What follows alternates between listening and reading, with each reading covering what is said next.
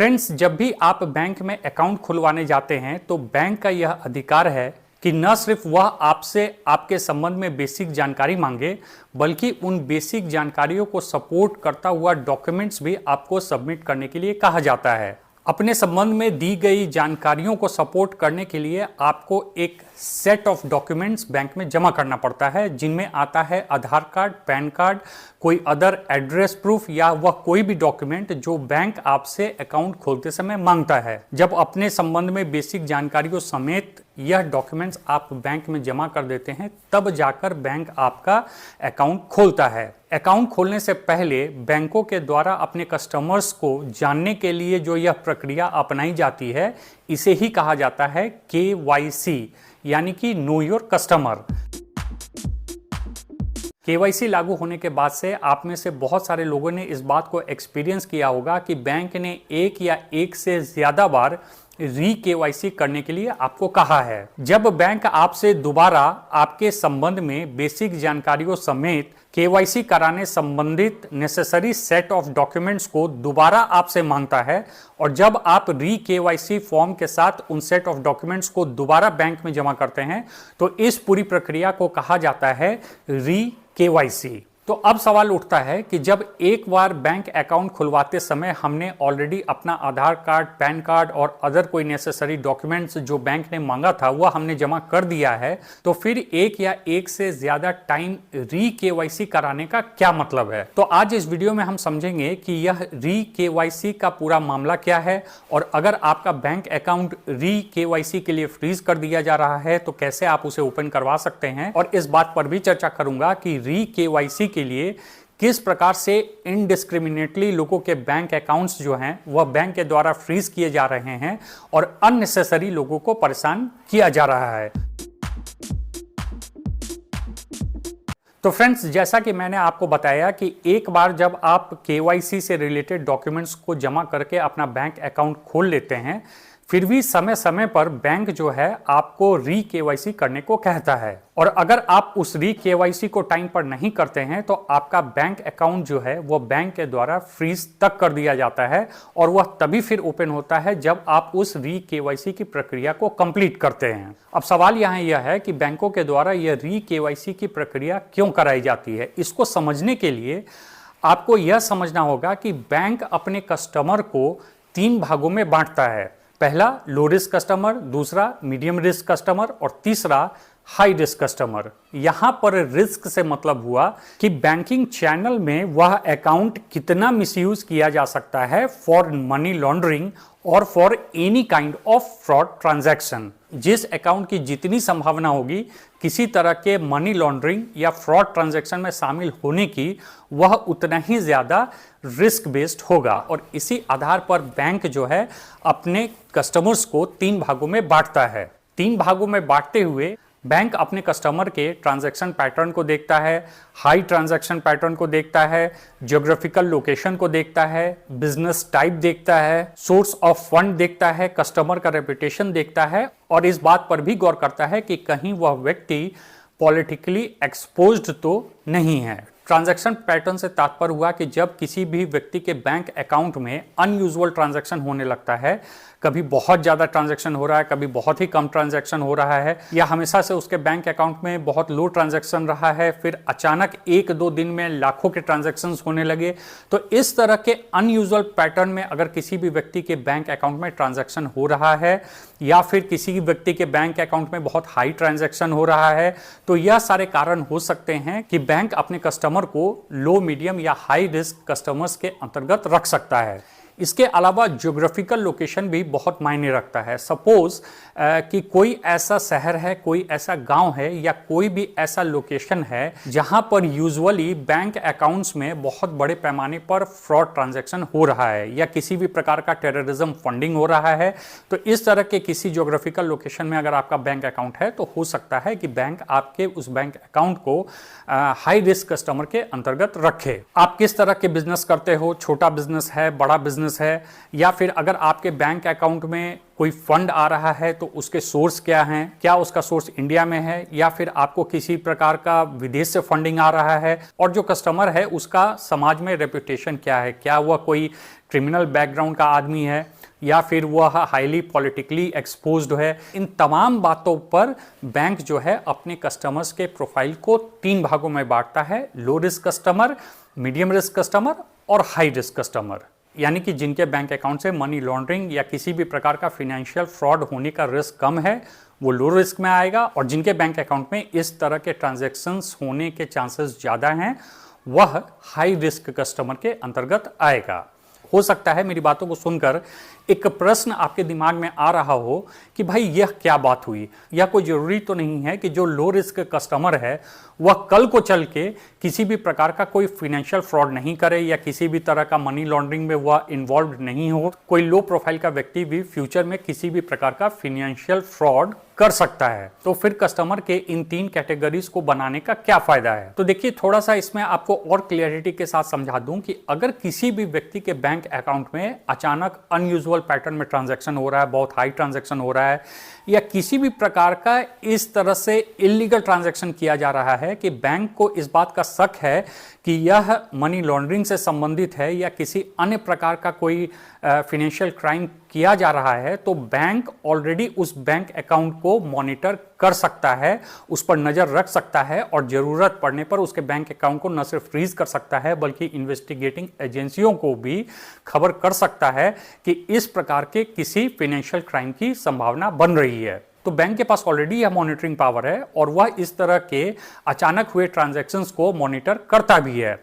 लेकिन आप इस बात को समझें कि हर समय हर अकाउंट पर नजर रखना और हर अकाउंट को मॉनिटर करना एक बहुत ही कम्बरसम टास्क है और यह बैंक के लिए संभव भी नहीं है। इसलिए बैंक कस्टमर के प्रोफाइल पर इस बात को एनालाइज करता है और देखता है कि कहां पर पोटेंशियल रिस्क है कि किस बैंक अकाउंट से किसी भी प्रकार के मनी लॉन्ड्रिंग या फिर फाइनेंशियल फ्रॉड की संभावना बनती है। और अगर ऐसी कोई भी संभावना बनती है या बन सकती है तो उन सारे बैंक अकाउंट्स को वह हाई रिस्क कस्टमर के अंतर्गत रखती है और समय समय पर उसको मॉनिटर करती भी रहती है। अब इसको एक एग्जांपल के तहत समझाता हूं कि सपोज एक स्कूल टीचर है, तो स्कूल टीचर अगर बैंक में अपना बैंक अकाउंट खुलवा रहा है तो चूंकि उस व्यक्ति के जॉब और सैलरी संबंधी सारी जानकारी बैंक के पास है, तो इस तरह के लोगों के बैंक अकाउंट को लो रिस्क कस्टमर के अंतर्गत रखा जाता है। इसी तरह से दूसरे जो गवर्नमेंट एम्प्लॉयज़ हैं जहां पर लोगों के जॉब जो हैं वह एकदम फिक्स्ड हैं, निर्धारित हैं, उनकी सैलरियां निर्धारित हैं, तो इन तमाम तरह के बैंक अकाउंट्स जो होते हैं उनको लो रिस्क कस्टमर के अंतर्गत रखा जाता है। मीडियम रिस्क कस्टमर वह होते हैं जहां पे जॉब प्रोफाइल वगैरह तो क्लियर है या जिसका बिजनेस है वह क्लियर है, लेकिन उसका ट्रांजैक्शन जो है वह बहुत ही हाई या अनयूजुअल पैटर्न में हो सकता है। जैसे फॉर एग्जांपल गैस एजेंसी, अगर किसी व्यक्ति का गैस एजेंसी है तो उसके बिजनेस प्रोफाइल के संबंध में तो पूरी तरह से क्लियरिटी है, लेकिन गैस एजेंसी में इस बात की संभावना बनती है कि बहुत ही ज़्यादा हाई ट्रांजैक्शन प्रतिदिन हो सकता है और कभी कभी जो ट्रांजैक्शन है उसमें अनयूजुअल पैटर्न भी कम ज़्यादा देखने को मिल सकता है। तो इस तरह के बैंक अकाउंट्स को अगर बैंक उचित समझती है तो एक मीडियम रिस्क में रख देती है कि भाई यहाँ पर थोड़ा बहुत संभावना है कि किसी भी प्रकार से बैंक अकाउंट को मिसयूज किया जा सकता है। लेकिन अगर कोई क्रिमिनल बैकग्राउंड का आदमी है, कोई पॉलिटिकली एक्सपोज्ड पर्सन है, या फिर किसी का बहुत ही अनयूजुअल पैटर्न में ट्रांजैक्शन हो रहा है, हाई ट्रांजैक्शन हो रहा है, या किसी भी बैंक अकाउंट पर पहले मनी लॉन्ड्रिंग या किसी अन्य प्रकार के फाइनेंशियल फ्रॉड के जो चार्जेस हैं वो लग चुके हैं, तो इन सब परिस्थितियों में बैंक जो है सावधानी के तौर पर इन बैंक अकाउंट्स को हाई रिस्क कस्टमर के अंतर्गत रखता है और रेगुलर मॉनिटर करता है। अब समझे कि इसका री केवाईसी से क्या संबंध है। तो आरबीआई का इस संबंध में मास्टर डायरेक्शन है कि जो bank accounts low risk customer category के अंतर्गत आते हैं उनका हर 10 साल में एक बार री केवाईसी कराना जरूरी है। जो bank accounts medium risk customer category के अंतर्गत आते हैं उनका हर 8 साल में री केवाईसी कराना जरूरी है। इसी प्रकार से जो हाई रिस्क कस्टमर हैं उनका हर 2 साल में एक बार री केवाईसी कराया जाना चाहिए। इस री केवाईसी को कराने के पीछे मकसद है जिस व्यक्ति का यह बैंक अकाउंट है उसके पर्सनल डिटेल्स को अपडेट करना। बहुत बार कस्टमर्स जो हैं वह अपने आधार कार्ड में फ़ोन नंबर चेंज करा लेते हैं, मेल चेंज करा लेते हैं, एड्रेस में कुछ चेंजेस आ जाते हैं। हो सकता है बहुत सारे लोग किराए पे रहते हों, उन्होंने अपना किराए का मकान बदल लिया हो तो उनका एड्रेस जो है वह भी चेंज कर जाता है। इसके अलावा इस बात को भी देखना जरूरी है कि जो फ़ोन नंबर बैंक में जमा किया गया था कहीं उसको तो अपडेट नहीं किया गया है। तो इस तरह के पर्सनल डेटा में हुए किसी भी प्रकार के चेंज को देखते हुए कस्टमर्स को री केवाईसी कराने को कहा जाता है ताकि उनका जो पर्सनल डेटा है वह अपडेट हो जाए। आजकल जब बैंक अकाउंट बहुत सारे फ्रॉड ट्रांजैक्शन के कारण फ्रीज किए जा रहे हैं साइबर सेल के द्वारा, तो आप देखोगे कि साइबर सेल को भी जब इस बात का शक होता है किसी भी व्यक्ति का जो प्रोफाइल है अगर वह अपडेटेड नहीं है तो वह बैंक को आदेश देता है कि वह अपने कस्टमर का री केवाईसी कराए और साइबर सेल के आदेश पर भी दोबारा बैंक जो है उस व्यक्ति का केवाईसी कराता है। तो आपको इस सवाल का भी अब जवाब मिल गया होगा कि क्यों आपको कभी कभी एक या एक से ज्यादा बार री केवाईसी कराने के लिए बैंक के द्वारा कहा जाता है। यहां पर एक बात मैं यह क्लियर कर दूं कि भले लो रिस्क कस्टमर के लिए 10 साल पर एक बार केवाईसी कराने को कहा गया है, लेकिन अगर इस बीच में उसके बैंक अकाउंट में किसी भी प्रकार का अनयूजुअल ट्रांजैक्शन, हाई ट्रांजैक्शन, किसी भी प्रकार के इलीगल एक्टिविटीज को बैंक पाता है तो बैंक उसके बैंक अकाउंट को फ्रीज तो कर ही सकता है, साथ में उससे उस ट्रांजैक्शन के संबंध में क्लैरिफिकेशन भी मांगता है और उस परिस्थिति में हो सकता है कि बैंक आपको इमीडिएटली केवाईसी कराने के लिए भी कहे। तो इसलिए कोई जरूरी नहीं है कि इस तरह का केवाईसी 10 साल पे हो। किसी भी अनयूजुअल ट्रांजैक्शन पैटर्न के कारण अगर बैंक आपको तलब कर रहा है और वह चाहता है कि आप री केवाईसी करें तो इस परिस्थिति में आपको री केवाईसी करना ही पड़ेगा, नहीं तो बैंक आपके बैंक अकाउंट को कंप्लीटली फ्रीज कर सकता है। अब अगला मुद्दा यह है कि अगर री केवाईसी के लिए बैंक ने आपका बैंक अकाउंट फ्रीज कर दिया है तो किस प्रकार से आप अपने बैंक अकाउंट को अनफ्रीज करा सकते हो। तो देखिए, इसका एक बहुत ही सिंपल सा प्रोसेस है। जब भी आपको इस बात की जानकारी मिले आप बैंक जाएं, बैंक में आप मैनेजर से बात करें और जब आपको यह पता चल जाए कि री केवाईसी के लिए आपको बैंक अकाउंट फ्रीज किया गया है तो फिर आप वहां से एक री केवाईसी का फॉर्म ले लें, जो भी नेसेसरी डॉक्यूमेंट है उसको उस री केवाईसी फॉर्म के साथ अटैच करके बैंक में जमा कर दें और फिर उसी दिन या नेक्स्ट डे आपका बैंक अकाउंट बहुत ही आराम से अनफ्रीज हो जाता है। इसमें किसी तरह की कोई परेशानी नहीं होती है। हाँ, किसी भी कारण से अगर आपने री केवाईसी कराने में देर कर दिया या फिर आप कराने ही नहीं गए तो बैंक अकाउंट आपका तब तक फ्रीज रहेगा जब तक कि आप दोबारा केवाईसी नहीं करा लेते हो। अच्छा, री केवाईसी के लिए भी अलग अलग बैंकों में अलग अलग सुविधाएं भी आपको दी गई हैं। जैसे कि 3 तरह की सुविधाएं बैंकों में अवेलेबल हैं। पहला, आप यह री केवाईसी अपने बैंक के ब्रांच में विजिट करके करवा सकते हैं। दूसरा, वीडियो कॉन्फ्रेंस के जरिए भी आप अपना री केवाईसी करा सकते हैं अगर आपका बैंक इस तरह के वीडियो कॉन्फ्रेंसिंग की इजाजत देता है तो। तीसरा, आप ईमेल के जरिए भी अपने नेसेसरी डॉक्यूमेंट्स को अपने बैंक को भेजकर अपना री केवाईसी करवा सकते हैं। तो यह तीनों प्रोसेस आपके पास अवेलेबल है। जब भी आपको री केवाईसी कराना हो तो आप अपने सुविधा के मुताबिक इन तीनों प्रोसेस में से किसी एक को चुनकर अकॉर्डिंगली अपना री केवाईसी करा सकते हैं।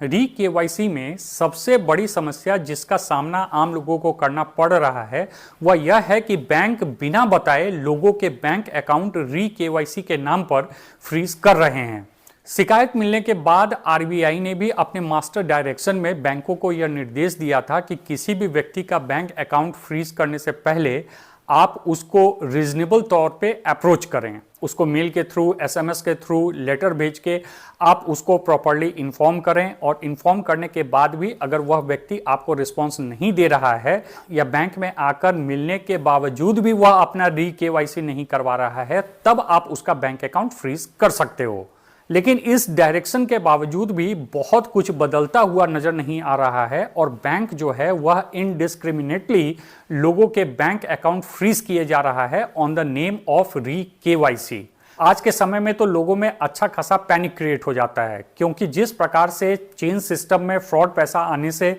लोगों के बैंक अकाउंट फ्रीज हो रहे हैं। तो जब भी बिना बताए बैंक री-केवाईसी के लिए बैंक अकाउंट फ्रीज करता है तो अमूमन लोग यह समझ बैठते हैं कि किसी भी प्रकार के फ्रॉड ट्रांजैक्शन के कारण उनका बैंक अकाउंट फ्रीज हो गया है, और वह तब तक उस पैनिक सिचुएशन में बने रहते हैं जब तक कि वह बैंक नहीं चले जाते हैं और इस प्रकार की जानकारी उन्हें नहीं मिल जाती है कि भाई उनका बैंक अकाउंट किसी फ्रॉड ट्रांजैक्शन में नहीं बल्कि सिर्फ री-केवाईसी के लिए फ्रीज किया गया है। अब सवाल यह है कि समय पर अगर किसी ने री-केवाईसी नहीं कराया है तो यह कोई ऐसा क्राइम तो नहीं है कि जिसके लिए लोगों को परेशान किया जाता है या उन्हें एक प्रकार का पनिशमेंट दिया जाता है उनके बैंक अकाउंट को फ्रीज करके, तब जबकि पिछले डॉक्यूमेंट्स के आधार पर उस व्यक्ति का आइडेंटिटी ऑलरेडी आपको क्लियर है। सिर्फ बात इतनी है कि जो टाइम गैप है उसमें अगर उस व्यक्ति का कोई भी पर्सनल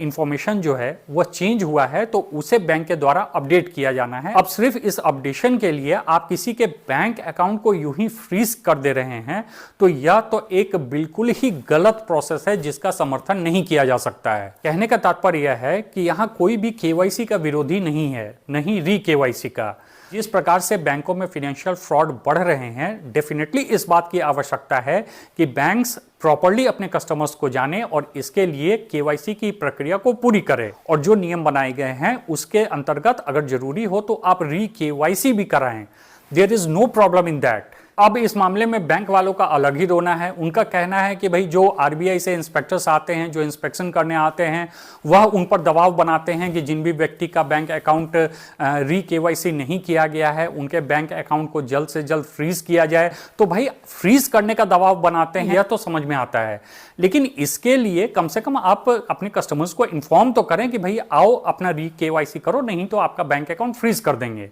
लेकिन इस दबाव के चक्कर में भी अगर स्ट्रेट अवे बैंक अकाउंट किसी का फ्रीज किया जा रहा है तो यह तो बिल्कुल ठीक नहीं है। फिर चाहे यह किसी प्रक्रिया के दबाव में किया जा रहा हो या आप उसको सही ढंग से लागू नहीं कर पा रहे हो, जो भी कारण हो, प्रॉब्लम तो यही है कि इस संबंध में पिसता तो आम व्यक्ति ही है। इसलिए व्यक्तिगत तौर पर भी मेरा ना केवाईसी से विरोध है ना री-केवाईसी से विरोध है, लेकिन जिस प्रकार से इनडिस्क्रिमिनेटली बैंक अकाउंट्स री-केवाईसी के नाम पर फ्रीज किए जा रहे हैं, यह एक गलत प्रक्रिया है और इसमें सुधार की आवश्यकता है। आशा करता हूं मेरा यह वीडियो आपको पसंद आया होगा और इंफॉर्मेटिव लगा होगा। Thanks for watching.